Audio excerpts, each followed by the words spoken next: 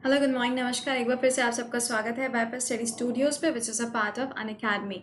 तो ये है आपका बर्निंग इशू का सेशन। बर्निंग इशू आपको आजकल दो टाइम स्लॉट पे मिलता है। एक तो होता है अभी सुबह 8 बजे और एक होता है शाम को 5:45 बजे। तो इन सेशंस को देखना मत भूला करिए क्योंकि 5:45 बजे तो आपका लाइव सेशन होता है, बट दोनों ही टॉपिक्स जो होते हैं वो आपके पूरे दिन भर की इंपॉर्टेंट न्यूज़ में से ही निकाले जाते हैं। इसके अलावा पूरे दिन भर के करंट अफेयर्स के लिए आपको मेरे साथ जुड़ना होता है। हर दिन सुबह 7 से 8 1 घंटे के लिए सेशन होता है जिसमें हम लोग पूरे दिन भर का करंट अफेयर्स डिस्कस करते हैं। तो मेरे साथ जुड़ना मत भूला करिए। अब देखो, एक बार से लिंक को कॉपी करो और इसको शेयर मार दो। फिर हम लोग डिस्कस करते हैं कि यहाँ पे जो सिप्री की रिपोर्ट आई है उसमें क्या क्या पॉइंट्स आए हैं, इंडिया के लिए क्या इंपॉर्टेंट पॉइंट है और बाकी ओवरऑल वर्ल्ड में अगर देखा जाए तो क्या क्या चेंजेस देखने को मिले। ये पूरी की पूरी न्यूज हम लोग यहाँ पर डिस्कस करेंगे। लेकिन उससे पहले एक बार से सेशन को यहाँ पे फ्रेंड्स के साथ शेयर जरूर कर दिया करिए क्योंकि जरूरी होता है यार, ठीक है ना। चलो अच्छा, तो हम यहाँ पे बात करेंगे सिप्री रिपोर्ट के बारे में। अब रिपोर्ट में क्या बोला गया है क्या नहीं, ये सब हम लोग यहाँ पे ध्यान से सुनते हैं। देखो हुआ क्या है।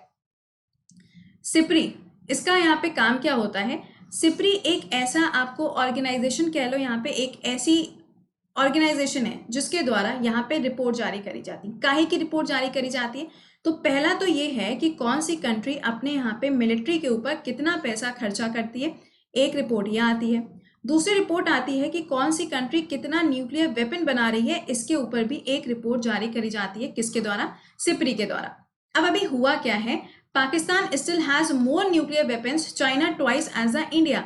यानी कि चाइना और पाकिस्तान जो हैं इन दोनों के पास अभी भी न्यूक्लियर वेपन की संख्या बहुत ज़्यादा है एज कंपेयर टू इंडिया। ये अभी रिसेंटली एक डेटा निकाला गया है सिप्री ईयर बुक 2020 के अंदर। अब ये सिप्री है क्या, जरा इसके बारे में भी हम लोग जानेंगे। देखो, सिप्री का अगर फुल फॉर्म देखें तो पहले तो ये जान लो कि सिप्री का सेंटर कहाँ पर है। तो ये आपको स्टॉकहोम्स के अंदर मिलता है। कहाँ पे? स्टॉकहोम्स के अंदर इसकी लोकेशन है। अभी जो डेटा रिलीज किया गया उसमें बोला है कि जो न्यूक्लियर वेपन है वो चाइना और पाकिस्तान के पास ज्यादा है एज कंपेयर टू इंडिया। चलो ठीक है। अब एक चीज और, अभी कुछ टाइम पहले चाइना ने एक अनाउंसमेंट किया था कि इनकी जो मिलिट्री पावर है उसके ऊपर ये इंडिया जितना खर्चा करती है उसका 3 टाइम खर्चा करने वाला है चाइना। ऐसा अभी कुछ टाइम पहले चाइना के द्वारा बोला गया था। सेकेंडली, अगर हम यहाँ पे देखें कि कौन सी कंट्री अपनी मिलिट्री के ऊपर कितना पैसा खर्चा करती है, अगर हम इसकी पूरी लिस्ट देखें तो नंबर 1 पे आता है यूएसए, सबसे ज्यादा खर्चा करती है। आपको मालूम है हर एक कंट्री में जाके वो एज अ पीस कीपर काम करना शुरू करती है। सेकेंड नंबर पे देखोगे तो आपको मिलेगा चाइना और थर्ड नंबर पे कौन सी कंट्री है? इंडिया की नंबर रैंकिंग क्या है? थर्ड है। अब इसमें अगर हम लोग बात कर रहे हैं तो इसमें देखो हुआ क्या है, China's nuclear arsenal had gone up from 290 to 320। तो हम यहाँ पे देख सकते हैं कि जो आर्सेनल है वो यहाँ पे कितना इंक्रीज हो गया, 290 से कितने पे पहुंच गया, 320 पर देखने को मिला। लेकिन इंडिया के केस में भी आपको इंक्रीज देखने को मिला है, ऐसा नहीं है कि इंडिया के केस में डिक्रीज हो गया है। तो इंडिया में भी 140 था, अब ये कितना इंक्रीज हो गया, यहाँ पे 150 की कैटेगरी में पहुंच चुका है। अब देखेंगे यहाँ पे कि जो सिप्री ने यहाँ पे पूरे जो इंडेक्स जारी किया। अच्छा एक काम कर दो यार, सिप्री का फुल फॉर्म तो बता दो। ये हमने तुमको कितनी बार बताया है, कल भी पढ़ाए थे, अब मैंने आपको इसके बारे में ऑलरेडी कितनी बार बताया हुआ है। जल्दी से सिप्री का फुल फॉर्म क्या है कमेंट सेक्शन में सब लोग मेंशन करो। स्टॉकहोम से हमने पहले ही बोल दिया था, तो चलो एस यहाँ पे निकाल देते हैं, बाकी का फुल फॉर्म बताओ। अब देखो यहाँ पर आप देख सकते हैं कि अगर हम ओवरऑल वर्ल्ड की बात करें तो यहाँ पे ओवरऑल वर्ल्ड में अगर देखा जाएगा तो ध्यान दीजिएगा जरा, न्यूक्लियर वेपन की कैटेगरी के अंदर न्यूक्लियर वेपन कौन सी कंट्री के पास कितना ज्यादा है, अगर हम इसको देखते हुए चलेंगे तो आपको ये चीज तो समझ में आ रही है कि इंडिया में इंक्रीमेंट तो हुआ है लेकिन फिर भी चाइना और पाकिस्तान के पास ज्यादा है। अब अगर हम लोग पुराने वाले डेटा से इसको कंपेयर करें, ऑल ओवर वर्ल्ड अगर कंपेयर करें तो पूरे वर्ल्ड में पहले यहाँ पे कितना न्यूक्लियर वेपन हुआ करता था, इतना, अब कितना हो गया, इतना। यानी कि ओवरऑल वर्ल्ड में तो डिक्रीज हुआ है लेकिन यहाँ पे जो चाइना है, पाकिस्तान है, इंडिया है, इनका इंक्रीज हुआ है न्यूक्लियर वेपन। ठीक है, चलो ठीक है, ये बात हो गई। अब अगर हम इसमें देखते हैं तो ये देखिए, टुगेदर 9 न्यूक्लियर आर्म्ड स्टेट्स, अगर यहाँ पे देखा जाए तो टॉप की जितनी भी कंट्रीज हैं जिनके पास ज्यादा आपको न्यूक्लियर वेपन मिलते हैं, इनमें कौन कौन सा आता है? यूएस हो गया, रशिया हो गया, यूके हो गया, फ्रांस, चाइना, ये सारी कंट्रीज आपको इसके अंदर मिलेंगी। चलिए ठीक, ये भी बात समझ में आई। लेकिन पॉइंट आता है अब यहाँ पर कि न्यूक्लियर वेपन तो हम बढ़ाते जा रहे हैं, तो क्या इसके लिए पूरे वर्ल्ड में कोई ट्रीटी नहीं है? क्योंकि अगर न्यूक्लियर वेपन हम लोग बहुत ज्यादा बढ़ाते चले जाएंगे, इंक्रीज करते ही चले जाएंगे, तो एक टाइम तो ये होगा कि हर एक कंट्री जो है वो न्यूक्लियर पावरफुल हो जाएगी, सबके पास न्यूक्लियर वेपन्स होंगे। और अभी हाल ही में ईरान ने एक ट्रीटी को क्विट किया है, एक ट्रीटी को छोड़ दिया है। वो ट्रीटी कौन सी हम लोग यहाँ पे बात करेंगे। लेकिन overall the decrease in the overall number was largely due to the dismantling of the old nuclear weapons by Russia and the US। देखो यहाँ पर ये बोला जा रहा है कि ये जो फिगर डिक्रीज हुआ है ना, इससे कितना हो गया, इतना हो गया। तो ये जो डिक्रीमेंट मिल रहा है इसका रीजन ये दिया गया कि जो रशिया और यूएसए है, इनके पास जो पुराने न्यूक्लियर वेपन थे इन सबको क्या कर दिया गया है, डिसमेंटलिंग कर दिया गया, मतलब अब उसका यूसेज नहीं होगा, उसको पूरी तरीके से डिस्ट्रॉय कर दिया गया। चले ठीक है, ये भी बात हुई। अब देखो यहाँ पे एक ट्रीटी है, न्यू स्टार्ट ट्रीटी। अब इसमें क्या है, US Russia has reduce there nuclear Arsenal under 2010 nuclear strategy arm reduction treaty. तो यहाँ आप देख सकते हैं कि एक ट्रीटी साइन करी गई थी जिसके अंदर बोला गया था कि जो यूएसए और रशिया हैं उनके पास जितना भी न्यूक्लियर वेपन है उसको धीरे धीरे करके वो खत्म करते जाएंगे। ऐसा एक एग्रीमेंट साइन हुआ था। इसके अलावा P5+1 भी साइन हुआ था जिसमें ईरान को रखा गया था। P5 में कौन सी है, परमानेंट कंट्रीज हैं। जरा मुझे जल्दी से कमेंट सेक्शन में बताना कि 5 परमानेंट कंट्रीज कौन सी हैं यूएन की जो इसका पार्ट है, और एक कौन सी हो जाएगी, ये रहेगी जर्मनी। ईरान ने इसको क्विट कर दिया। क्यों भाई, ईरान को जब ये ट्रीटी साइन कराई गई थी तो यूएसए ने बोला हुआ था कि आप जब इस ट्रीटी का हिस्सा बन जाओगे तो आपको किसी भी तरीके का न्यूक्लियर वेपन बनाने की जरूरत नहीं पड़ेगी, आपको जब भी सपोर्ट की जरूरत होगी हम आपके साथ खड़े रहेंगे।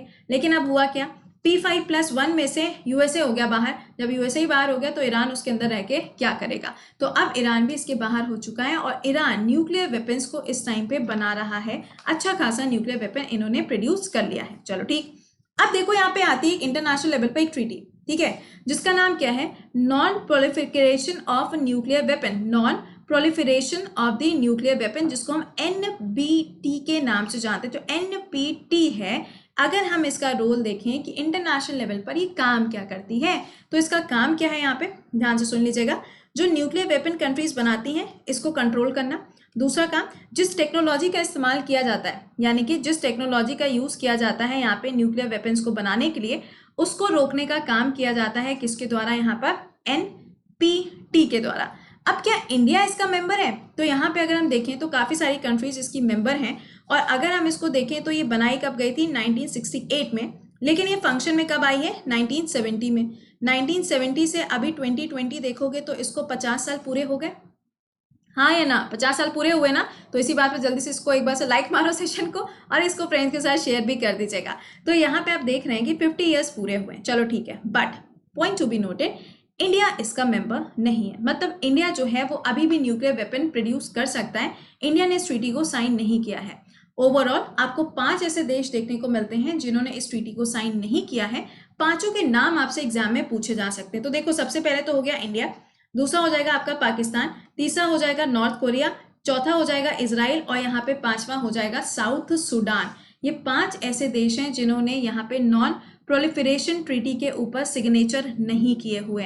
काफी कंट्रीज ऐसी भी हैं जिन्होंने साइन तो किया है लेकिन अभी रेक्टिफाई नहीं किया। रेक्टिफाई का मतलब पूरी तरीके से इसको अपने देश के अंदर लागू नहीं किया है, बट इंडिया ने तो इसको साइन ही नहीं किया है। तो ये चीज ध्यान रखिएगा, ठीक है ना। तो ये है पूरा इशू जो आप लोग सिप्री के इंडेक्स के अंदर आप लोगों ने देखा, मैंने आपके साथ डिस्कस किया। अब देखो, पूरे दिन भर का जो करंट अफेयर्स है वो हम लोग 7 से 8 हर दिन डिस्कस करते हैं। कहाँ पे, वाईफाई स्टडी स्टूडियोज पे। और संडे वाले दिन हम लोग पूरा एक वीकली MCQ भी रखते हैं जो मैंने आपको बताया हुआ है। लेकिन अगर आप मेरे साथ पूरा जून 2019 से 2020 तक का करंट अफेयर्स पढ़ना चाहते हैं for state level exam, NDA, CDS, SSC, railway, DRDO, for any exam, तो आप इस बैच को ज्वाइन कर सकते हो। कैसे ज्वाइन करना है, अनअकैडमी का ऐप इंस्टॉल करना है। ऐप इंस्टॉल करने के बाद रजिस्ट्रेशन करना है अपने फोन नंबर से, और SSC के एग्जाम्स की कैटेगरी में जाना है, गोल जाके आपको सेलेक्ट करना है। वहां पर आपको ये बैच मिलेगा। नहीं मिलता है, आप मेरे नाम से सर्च कर सकते हो, कृति सिंह के नाम से आप सर्च कर सकते हैं, वहां पर आपको मिलेगा ये बैच। इस बैच में हम पूरे साल भर का करंट अफेयर्स पढ़ाएंगे। लेकिन हाँ, इसके साथ एक चीज और ध्यान रखिएगा, जब आप ये बैच ज्वाइन करोगे तो जो GS हम आपको पढ़ा रहे हैं ना, कहाँ पे, SSC एग्जाम्स के लिए, वो सारे क्लासेस भी आप देख पाओगे।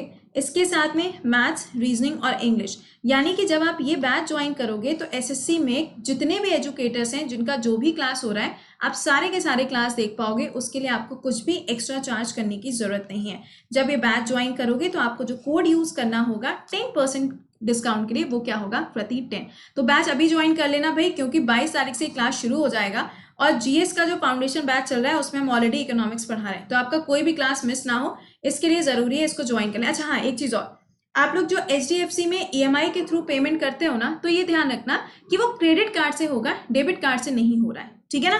तो चलिए मिलते हैं फिर आप लोगों से, कहाँ मिलेंगे, 11 बजे लाइव सेशन में मुलाकात होगी आप लोगों से सेम चैनल पे। Till then bye bye and take care.